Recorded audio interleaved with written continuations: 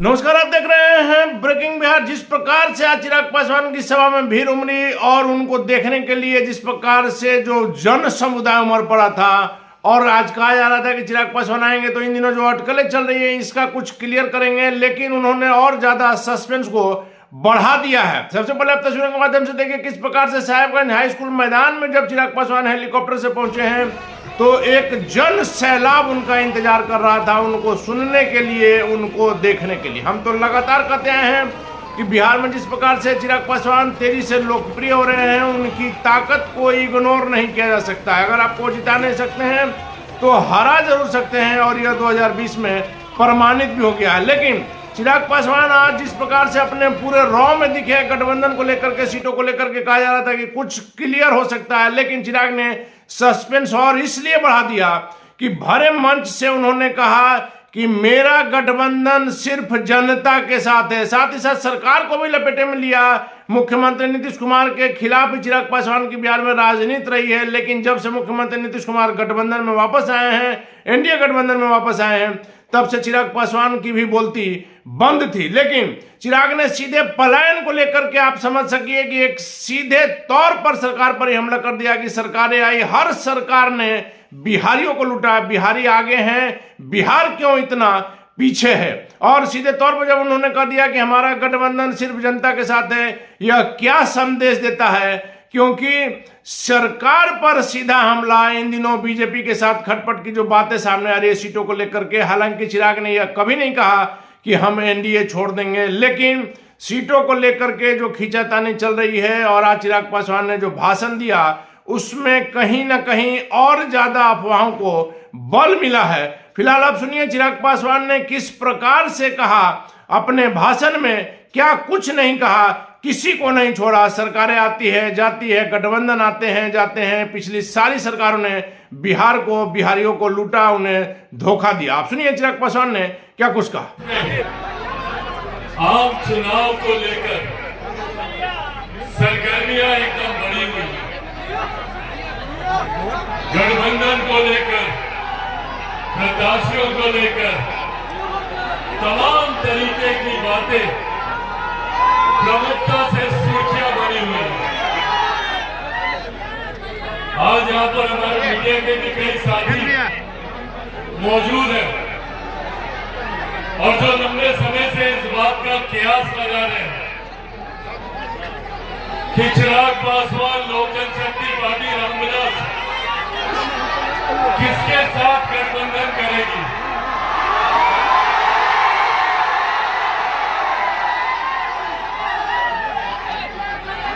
किसके साथ हम लोग आने वाला चुनाव मिलकर लड़ेंगे। मीडिया के तमाम मेरे साथी लगातार इस बात का कयास लगा रहे हैं, तो मैंने सोचा कि आज अपने संबोधन की शुरुआत इसी बात से करते हैं।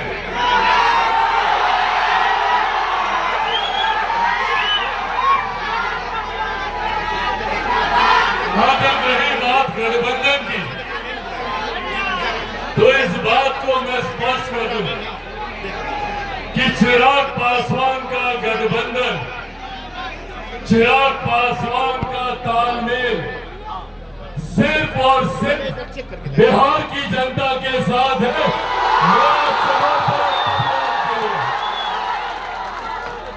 चिराग पासवान जब तक जिएगा, जब तक मेरे शरीर में लहू का एक भी कतरा रहेगा, मैं सिर्फ और सिर्फ बिहार और बिहारियों के लिए समर्पित रहूंगा। ये बात आज स्पष्ट है। चिराग पासवान को कभी ना सत्ता का मोह रहा, ना सत्ता का लालच रहा।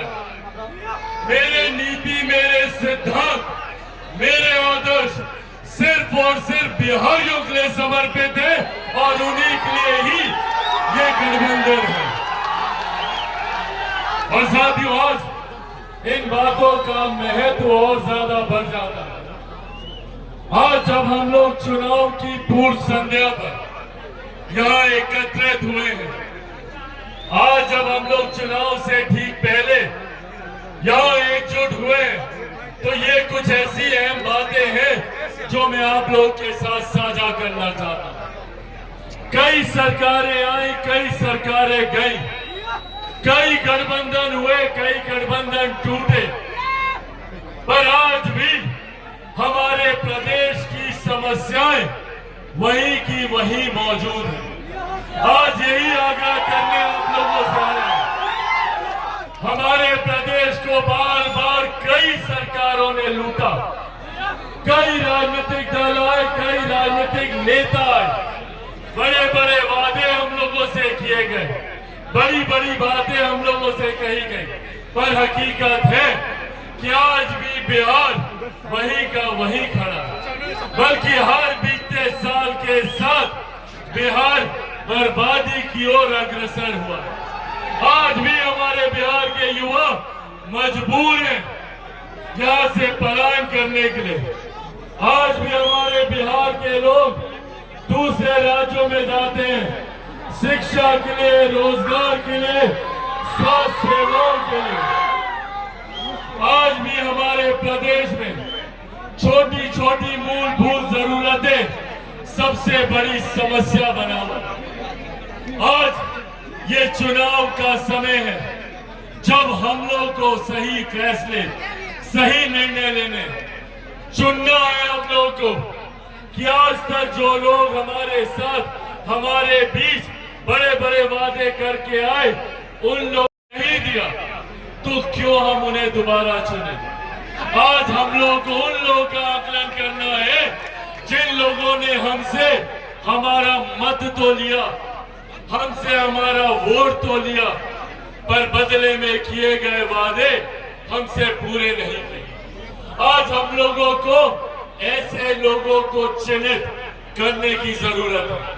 आज बिहार फर्स्ट और बिहारी फर्स्ट यही लड़ाई लड़ने का काम कर, जात पात धर्म मजहब से उठकर बिहार के 14 करोड़ लोगों को मुख्य धारा के साथ जोड़ने की ये लड़ाई है। आज भी हमारे लोग जो देश में नहीं दुनिया में जाकर बिहार का नाम रोशन करते हैं। आज बिहारी मुझे बता दीजिए भैया कहां पे कमजोर पड़ता है। आज हर क्षेत्र में बिहारी आगे।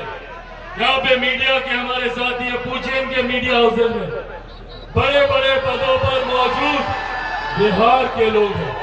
बड़े बड़े बिजनेस हाउसेज में चले जाइए, वहां पे सीईओ, सीएफओ वहां पे बिहारी हैं। बड़े बड़े अस्पतालों में चले जाइए, वहां के एचओडी बिहारी हैं। और ये कहने की जरूरत नहीं है कि सबसे ज्यादा आईएएस आईपीएस ऑफिसर बिहारी देता है। दूसरे राज्यों में चले जाइए, बड़े बड़े उद्यमी आपको बिहारी मिलेंगे। तो जब बिहारी इतना आगे है तो मेरा बिहार इतना पीछे कैसे छूट गया, ये सवाल हमें अपने आप से पूछने की जरूरत है। आज देश में, दुनिया में लोग लोकतंत्र की दुहाई देते नहीं थकते। भारत विश्व का सबसे बड़ा लोकतंत्र है। बड़े बड़े देश, अमेरिका जैसे राज्य गर्व करते हैं कि हम लोग सबसे बड़े, सबसे पुराने लोकतंत्र हैं। पर मेरा प्रदेश लोकतंत्र की जननी रहा। आज इस वैशाली की धरती पर खड़े होकर मुझे गर्व होता है कि अगर देश को और दुनिया को किसी ने लोकतंत्र का मार्ग दिखाया, लोकतंत्र का रास्ता दिखाया, तो वो हमारी वैशाली की धरती है। एक से एक महापुरुषों ने हमारी धरती पर जन्म लिया। एक से एक महापुरुषों ने हमारी धरती पर आके अपने ज्ञान के रास्ते को आगे बढ़ाने का काम किया। जहां एक तरफ गौतम बुद्ध की धरती, भगवान महावीर की धरती, गुरु गोविंद सिंह जी की धरती, मेरी माता सीता की धरती, ये बिहार रहा है। बड़े बड़े जो लोग राजनीति में चाणक्य नीति अपनाने का काम करते हैं, चाणक्य की धरती रहा है। यहाँ पे गणित में शून्य का आविष्कार करने वाले आर्यभट्ट की धरती, ये हमारा प्रदेश रहा। तो जब हमारा प्रदेश इतना आगे रहा, इतना गौरवशाली हमारे राज्य का इतिहास रहा। बगल में नालंदा है, नालंदा यूनिवर्सिटी का जिक्र हम लोग सदियों से सुनते आ रहे। जब देश तो क्या दुनिया में भी किसी ने शिक्षा के महत्व को नहीं समझा था, तब से हम लोग नालंदा यूनिवर्सिटी की चर्चा करते हैं। जब अलग अलग देशों के राष्ट्रीय अध्यक्ष आते हैं और महामहिम राष्ट्रपति उनके स्वागत में भोज देती है, तो उस कार्यक्रम में एक बड़ी तस्वीर नालंदा यूनिवर्सिटी की लगाई जाती है। ये हमारे प्रदेश की पहचान है। और आज यही प्रदेश विभिन्न प्रकार की समस्याओं से जूझ। अब हम सब पर आती है। हमारी पिछली पीढ़ी ने निरंतरता में संघर्ष किया, हमारे बुजुर्गों ने किया। मैंने खुद अपने नेता, अपने पिता आदरणीय रामविलास पासवान जी को देखा कि किस तरीके से उन्होंने अपना पूरा जीवन समर्पित किया, कि कैसे हम लोग अपने प्रदेश को विकसित राज्य की श्रेणी में लाकर बराबरी पर खड़ा करें। पर कई तरीकों के मतभेदों की वजह से, कई तरीकों के विभाजनों की वजह से हमारा प्रदेश उस विकास की गति को हासिल नहीं कर पाया। और आज यही आग्रह करने आप लोगों के बीच आए। हम लोग को जात पात धर्म मजहब में बांटकर विभाजन की राजनीति सुनियोजित तरीके से की जाती है, ताकि हम लोग आपस में बटे रहें और हमारे प्रदेश को विकास से हम लोग अछूता रखें, ताकि यहाँ पर कोई विकास की बात ना करे, यहाँ पर कोई अपने बेहतर भविष्य की बात ना करे। इस तरीके के राजनीतिक षड्यंत्र जानबूझकर हमारे प्रदेश में रचे। लगातार हमारे प्रदेशों में विरोधाभास की सरकारें रही, केंद्र में कोई और, राज्य में कोई और, राज्य में जिसकी सरकार, केंद्र में उसके विपरीत विरोधाभास की सरकार। पर साथियों, अब ये समय है अपने अधिकारों को जानने का, अपने हक, अपने अधिकारों के लिए लड़ने का। कब तक हम बिहारी दूसरे प्रदेशों में जाकर शिक्षा रोजगार के लिए दूसरे प्रदेशों का मुंह ताकते रहेंगे? आज जरूरत है अपने ही प्रदेश में बेहतर से बेहतर शैक्षिक संस्थान खोलें। यहीं पर हम लोग को उच्च स्तरीय शिक्षा अपने ही प्रदेश में, और अपने प्रदेश में ही नहीं, अपने ही जिले में, अपने ही प्रखंड में, अपने ही गांव में हम लोग को बेहतर से बेहतर शिक्षा व्यवस्था मिले, स्वास्थ्य व्यवस्था मिले। ये लड़ाई बिहार फर्स्ट और बिहारी फर्स्ट लड़ा, और यही आग्रह करने आज आप लोग के बीच आए। निरंतर मेरा प्रयास रहा कि अपने क्षेत्र को आगे बढ़ाने का काम करें। मुझे पिछले 10 साल से सौभाग्य मिला जमुई लोकसभा का प्रतिनिधित्व करने का। 2014 में जब पहली बार मैं जमुई गया था, उस वक्त हमारे प्रदेश के ही नहीं देश के सबसे पिछड़े जिलों में जमुई को गिना जाता था। नीति आयोग की रिपोर्ट में 99 पायदान पर जमुई था। मैंने अपने पहले कार्यकाल में जमुई को 99 पायदान से 9वें पायदान पर लाकर खड़ा करने का मैंने काम किया। और आज आप लोग को बताने में मुझे खुशी और गर्व होता है कि पिछले 5 सालों में नीति आयोग की रिपोर्ट ने जमुई को आकांक्षी जिलों की सूची में पहले पायदान पर खड़ा किया है। ये बिहार फर्स्ट और बिहारी फर्स्ट का योगदान है। ये बिहार फर्स्ट और बिहारी फर्स्ट की सोच है। साथियों, अगर इन 10 सालों में जमुई को 99वें पायदान से पहले पायदान पर लाया जा सकता है, तो हमारे प्रदेश को देश में हम लोग पहला राज्य क्यों नहीं बना सकते? बिहार को फर्स्ट और बिहारियों को फर्स्ट क्यों नहीं बना सकते? पर इसके लिए जरूरत है हमें एकजुट होने की। इसके लिए जरूरत है हमें एकत्रित होने की। हम लोग एकजुट नहीं होंगे, और ये आह्वान मैं खास तौर पर अपने तमाम नौजवान युवा साथियों से करूंगा पहचानिए अपनी ताकत को। बिहार को एक युवा राज्य कहा जाता है। आज सबसे बड़ी ताकत हमारी युवा आबादी है। लगभग 65% से ज्यादा बिहार की आबादी ऐसे युवाओं की है जिनकी आयु 35 वर्ष से कम है। सोचिए कितनी बड़ी ताकत है ये। अगर हम युवा एकजुट हो जाए, एकत्रित हो जाए, तो राज्य तो क्या, हम लोग देश को दुनिया का सबसे नंबर 1 देश बना सकते हैं। ये ताकत हम युवाओं में है। यही आग्रह करने आज आप लोग के बीच आया हूं। महिलाएं यहाँ पर मौजूद हैं। आप लोगों से आग्रह करूंगा, चाची साथ दीजिए, आशीर्वाद दीजिए। आप ही के बच्चों के वर्तमान और उनके भविष्य की लड़ाई बिहार फर्स्ट, बिहारी फर्स्ट लड़ाई। हम चाहते हैं कि बिहार में ही हम लोगों को हर सुख, हर सुविधा मिले, ताकि किसी को अपने घर परिवार, चाचा चाची, नाना नानी, दादा दादी, भाई बहन, यार दोस्त, रिश्तेदार को छोड़कर किसी को दूसरे राज्य जाना ना पड़े।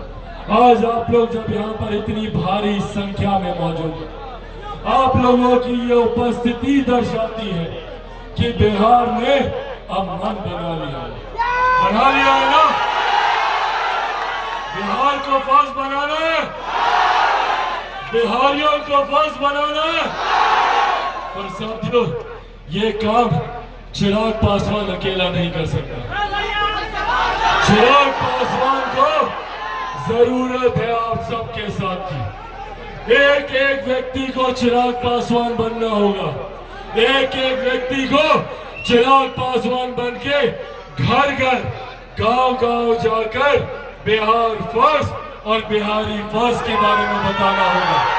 बोलिए, बनेंगे चिराग पासवान? दोनों हाथ उठाकर बताएं, बनेंगे चिराग पासवान? बनेंगे चिराग पासवान? बनेंगे चिराग पासवान? बनेंगे चिराग पासवान? बनेंगे चिराग पासवान? साथियों, आप लोग बस मेरा साथ दीजिए। आप लोग जानते हैं भैया, चिराग पासवान किसी का आगे झुकता नहीं है।